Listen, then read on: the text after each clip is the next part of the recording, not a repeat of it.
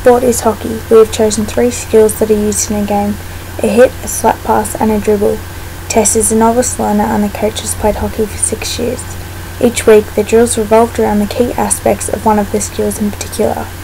However, for optimal chance of success, we ensured that the skill would be carried into following training sessions so that the learner didn't forget anything.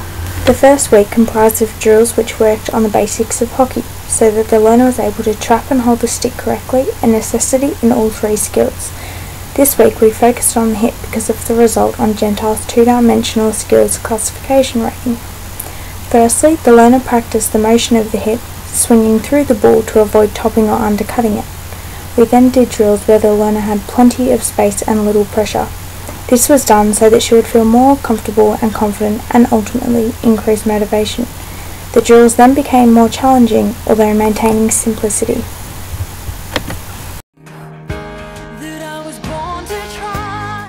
Session 2 was a continuation of drills working on Tess's hit. Towards the end of the session we began doing drills which focus on the key aspects of the slap pass. We chose to do this skill next as it was also rated as a 9 on Gentile's skill classification model.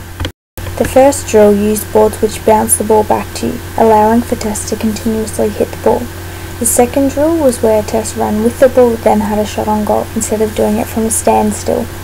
The last drill was looking at the trade-off between fatigue and performance. It was predicted that as Tess became more fatigued from the constant running, the quality of her hits would decrease.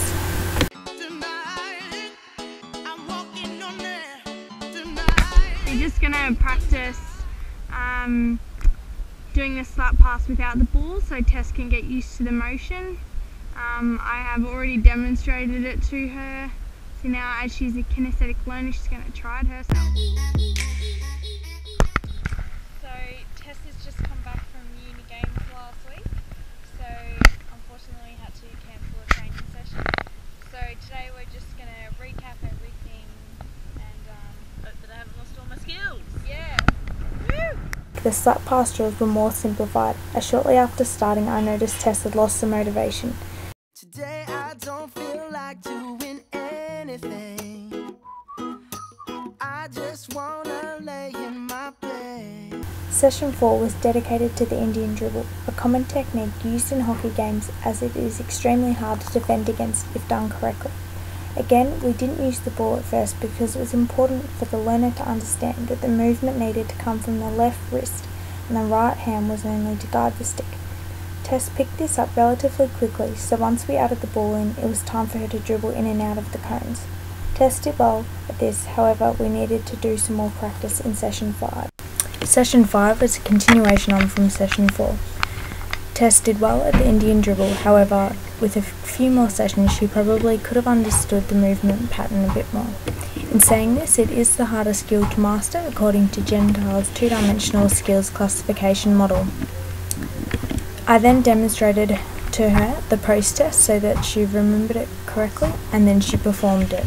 We had 2 quantitative measurements: how long it took to perform the course and how many common errors were seen throughout the course. In the pre-test it took me 45 seconds to complete the course, however in the post-test there was a dramatic improvement with a time of 27 seconds.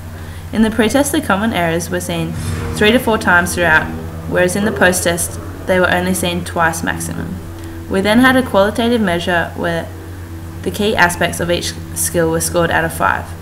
I improved across all of these, particularly in the hand placement of each skill, as this was something I really understood by week 4.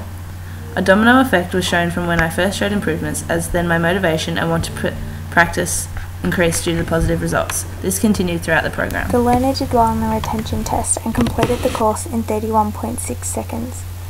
We were unable to complete a transfer test due to time constraints. However, we do understand that this would have better helped evaluate whether learning had occurred and establish whether she would be consistent in her performance.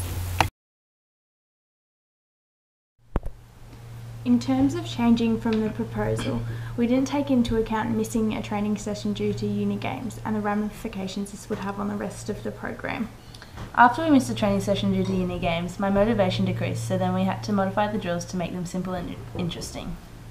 Throughout the program, I provided augmented feedback, knowledge of results and knowledge of performance. We found that more frequent feedback was effective early in the training program.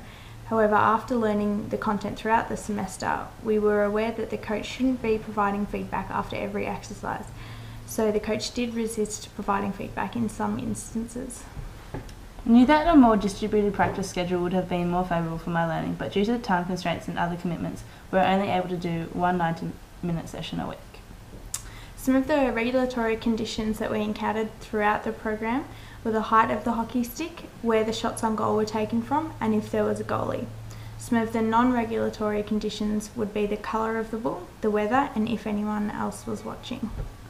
All of the drills and exercises performed were taken from previous experiences, internet resources such as journals and YouTube, and from Laura's dad, who is an ex-sub-elite hockey player and current hockey coach. For the first few sessions, they were more blocked practice, which was good as it meant a low amount of contextual interference, and the learner could then focus on the task. As Tess improved, the random practice took place, resulting in higher contextual interference, as we thought if we did this it would benefit her more in the long run and ultimately in the transfer and retention tests. I really enjoyed doing this assessment with Tess, and I was very impressed with how easily she picked it up, even though the slap pass, which felt very foreign to her. I also realised what would make a good coach versus what would make a bad coach. I also really enjoyed learning hockey, as I could compare it to soccer in terms of the positioning and the field size, although it was different as I had to use both my arms and legs. I found the drills to be quite similar to those of soccer. If I had more time, I feel as though I would have understood the movement patterns better, but I think I did quite well as there was an improvement. My spatial awareness from soccer was carried over to hockey, giving me motivation to keep practicing and going throughout the 4 or 5 weeks.